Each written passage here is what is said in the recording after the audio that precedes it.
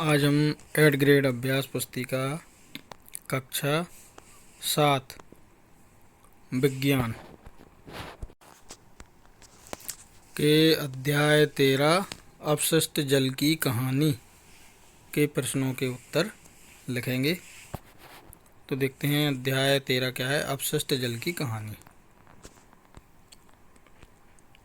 ये रिक्त स्थान जो इसमें दिए हैं ये आप लिख लें। नालियों का पानी काले रंग झाग से भरपूर, ये अपशिष्ट जल है। ये भी आप इसको देख के भर लें अपनी पुस्तक में।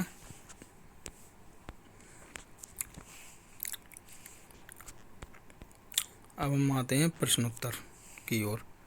प्रश्न क्रमांक 1 वास्तुनिष्ठ प्रश्न। प्रश्न क्रमांक 1.1 सही विकल्प चुनकर लिखिए।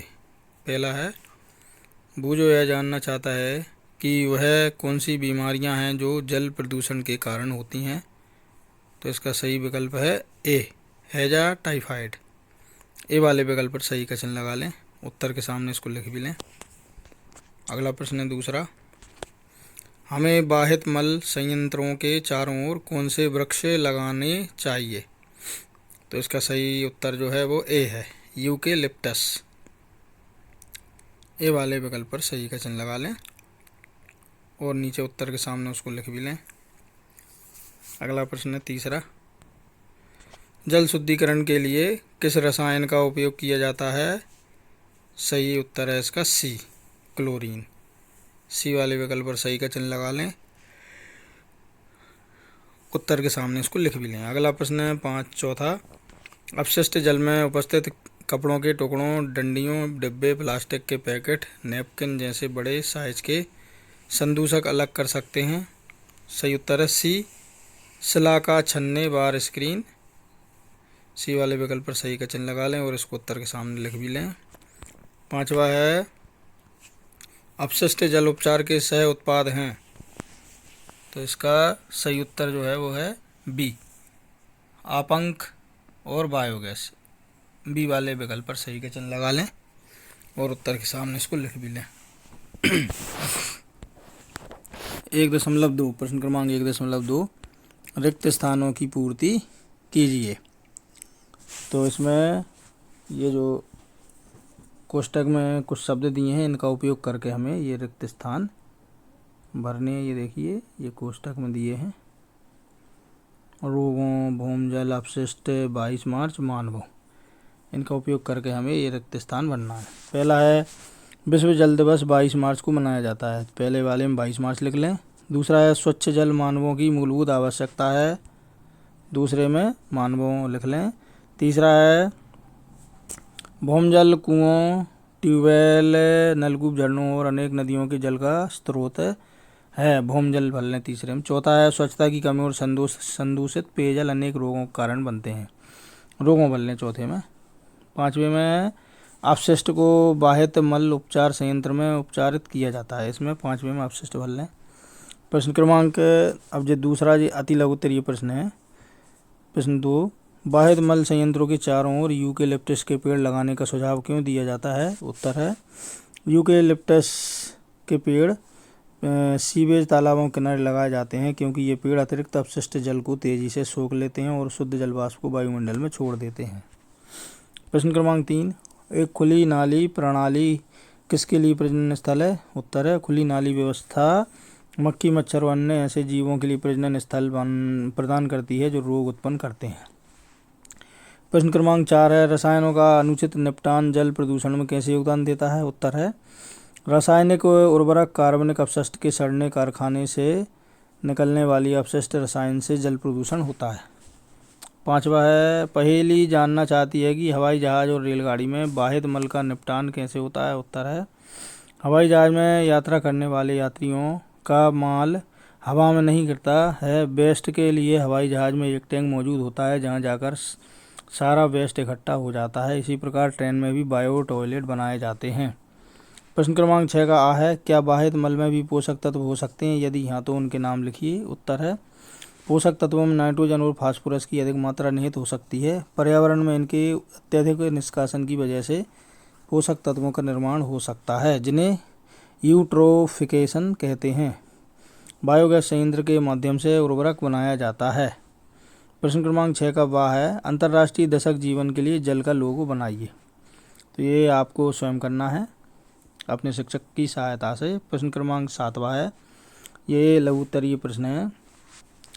क्या नदियों में पाया जाने वाला प्राकृतिक रूप से स्वच्छ होता है? नदियों में पाया जाने वाला जल प्राकृतिक रूप से स्वच्छ होता है, अगर हाँ तो क्यों? वर्षा जल को जल का सबसे शुद्ध रूप माना जाता है। भूमिगत जल जैसे नदी में उपस्थित अशुद्धियाँ और लवण सूर्य के प्रकाश द्वारा वाष्पीकरण से पीछे छूट जाते हैं। हालांकि भूमि पर हमें जो वर्षा जल प्राप्त होता है वह आवश्यक रूप से शुद्ध नहीं होता है।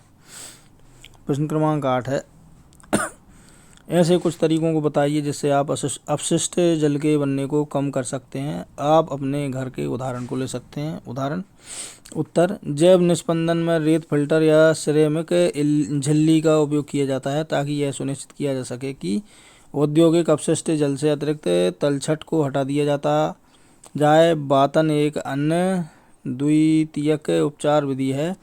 इस प्रक्रिया में अपशिष्ट जल को सूक्ष्म जीवों के घोल के साथ मिलाया जाता है। अब है प्रश्न क्रमांक 9, क्या कारण है कि तेल बसाओ और नाली में न बहने की सलाह दी जाती है?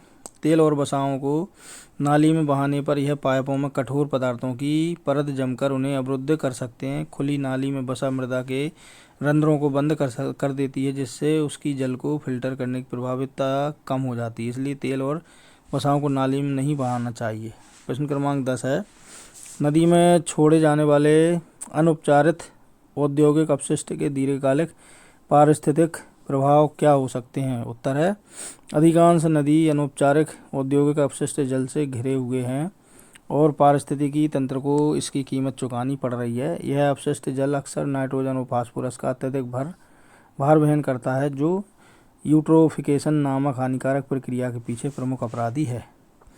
प्रश्न क्रमांक 11, आपांक क्या है? शुष्क आपांक का उपयोग कहाँ किया जाता है? उत्तर है, आपांक एक ठोस अपशिष्ट होता है जिसे जल के शोधन के समय प्राप्त किया जाता है। आपांक को अलग टंकी में ले जाकर अपघटित करवाया जाता है, जिससे उपयोगी जैविक खाद की प्राप्ति होती है, जो कृषि उपज बढ़ाने में सहायक होती है। अब है प्रश्न क्रमांक 13, जो दीर्घ उत्तरीय प्रश्न है। अपशिष्ट जल उपचार संयंत्र पर बोझ नहीं बढ़ाना चाहिए के संदर्भ में एक जागरूक नागरिक के रूप में अपनी भूमिका समझाइए।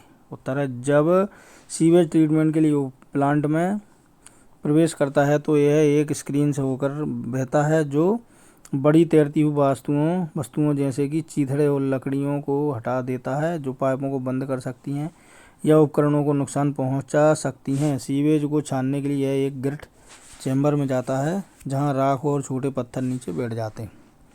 प्रश्न क्रमांक 14,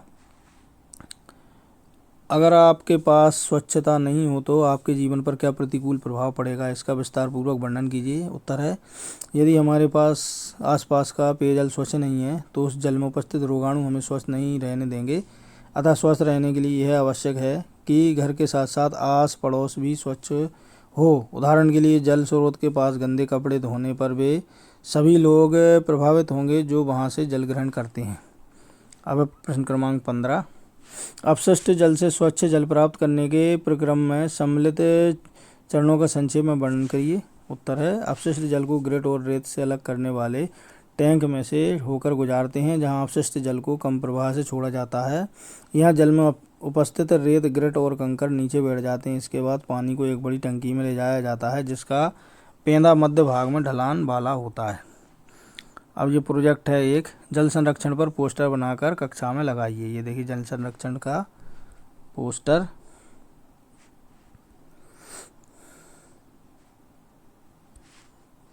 अगला है प्रोजेक्ट दूसरा। प्रश्न क्रमांक 1, अपने घरों में जल की उपयोगिता को देखते हुए निम्न तालिका को पूर्ण कीजिए। आपके परिवार में सदस्यों की कुल संख्या। यह क्रमांक 1, सदस्यों द्वारा किए गए कार्य को करने में उपयोग में लाया गया जल लीटर। एक है कपड़ा धोने में 20 लीटर, खाना बनाने में 15 लीटर, पीना है तो 5 लीटर, पेड़ सींचना में 10 लीटर, गाड़ी धोना में 30 लीटर, नहाना में 10 लीटर, बाथरूम में 7 लीटर, ब्रश करना में 4 लीटर। अब उक्त तालिका के में आधार पर निम्न प्रश्नों के उत्तर लिखिए। जो ऊपर तालिका है उसके आधार पर। पहला है, जल की खपत सबसे कम किस कार्य को करने में हुई? तो है ब्रश करना। दूसरा है जल की खपत सबसे अधिक किस कार्य में को करने में हुई? गाड़ी धोने में।